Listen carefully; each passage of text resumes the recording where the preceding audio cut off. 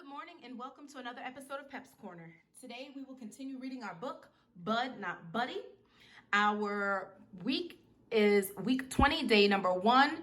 Our purpose and intention for reading today is posted on the screen. We will be reading chapter 8, at least the first part of chapter 8, which will be pages 60 through 73. Go ahead, boys and girls, make sure you have your book in hand and are actively reading and following along. Remember to reread a second time. This will also increase your fluency, boys and girls. Let's begin. Chapter 8. Something stepped on a little stick. As soon as the twig cracked, my eyes snapped open and I was wide awake. I held my breath and kept as still as I could. Whatever it was that was sneaking up on me knew I'd woke up because it stopped moving and kept as still as it could too. Even though my head was still under my blanket, I could feel 2 eyes staring at me real hard, and I knew these weren't critter eyes. These eyes made the hair on the back of my neck raise up the way only human beings' eyes can do. Without wiggling or giggling around too much under my blanket, I got my fingers wrapped around my jackknife. Right when I was ready to push the covers off me and start running or stabbing, whoever it was that had been watching me jumped right on top of me. I was trapped as a roach under a dish rag. I tried to guess the exact spot that the person's heart was at, then pulled my knife back.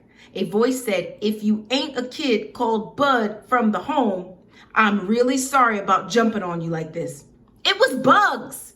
When I tried to talk, it felt like I had to suck all the air out of Flint. I finally got breathing right and said, "Doggone it, Bugs, it's me."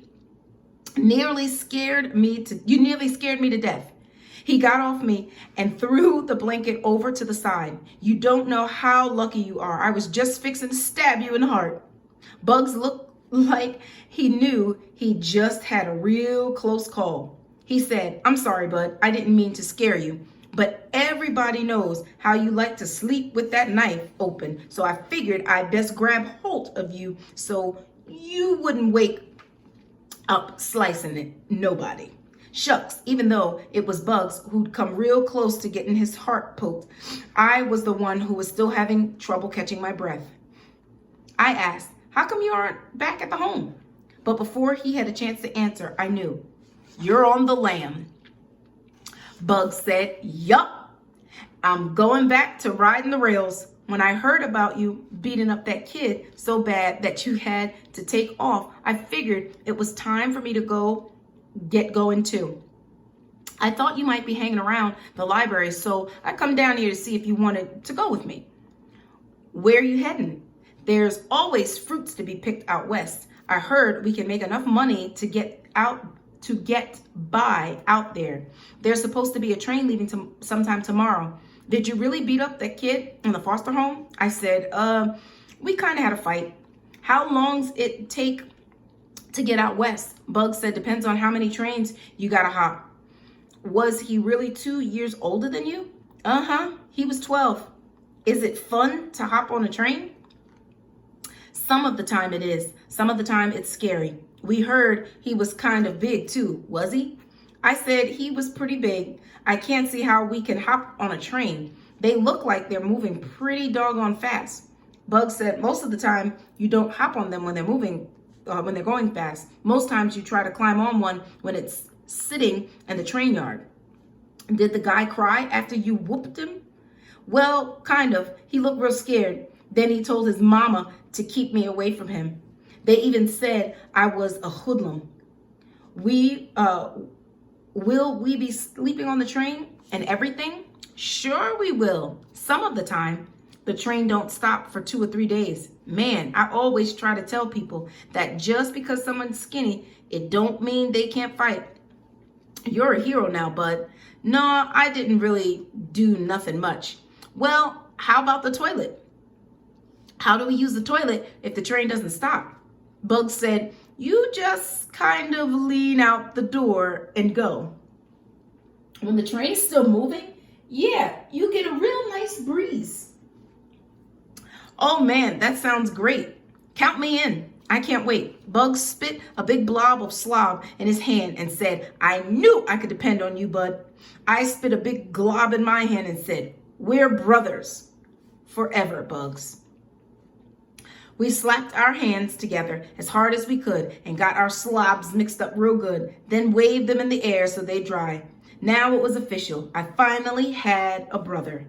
Bugs said, we'll go down to the mission. There's bound to be someone there that knows about where we can hop this train. Then we'll be on the lam together. We found out that we'd have to go to a city called Hooperville, just outside of Flint. The only trouble was nobody knew exactly where Hooperville was. It was dark before we found out the right direction. I'd never heard of a city that was so doggone hard to find. We walked on a trail through some woods that run right up against Tread Creek.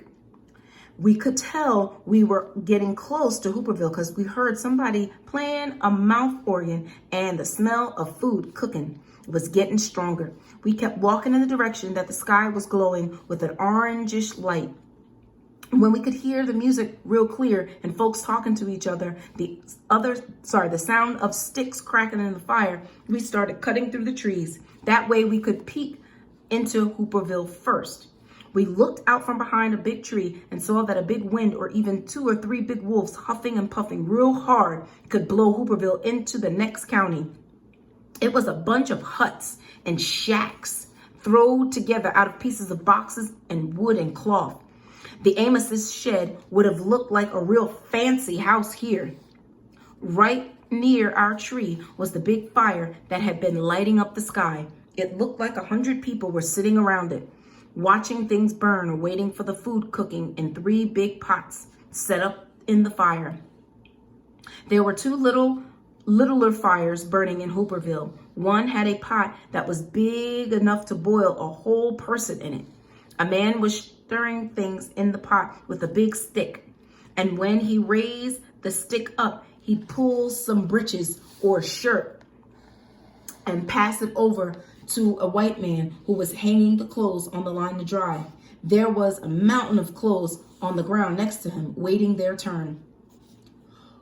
The other fire in Hooperville was real small. It was off to the side by itself.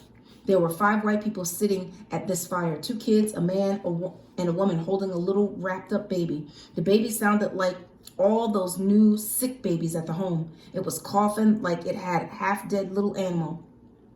Bugs whispered, shoot, this ain't no city. This is just another cardboard jungle. A what? A cardboard jungle, somewhere where you can get off the train and clean up and get something to eat without the cops chasing you down out of town. I said, well, what are we going to do? We just can't go busting into the city and expect someone to feed us, can we? Bugs said, one of us has to go talk to them. Let's flip for it. Okay. Bugs rumbled around in his pocket and found a penny. He rubbed it against his breeches and said, heads I win, tails you lose. Okay. He flipped the penny up into the air and caught it, then slapped it down on the back of his hand. He peeked underneath his right hand to see a big smile cracked on his face. Shucks, Bugs said, tails you lose. Dang. So what should I say? Ask them if this is Hooperville. See if they got any extra food. I moved out from behind the tree and walked over toward the biggest fire. I waited until some folks noticed me and then said, excuse me, is this here Hooperville? The man who was playing the mouth organ stopped and everyone else around the fire looked up at me. One of the white men said, what is it you looking for? I said, a city called Hooperville, sir. They all laughed.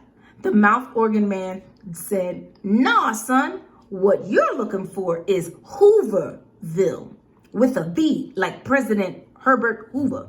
I said, oh, is this it, sir? The man said, this is one of them. I said, one of them, he answered, they're all around this country. This here is the Flint version.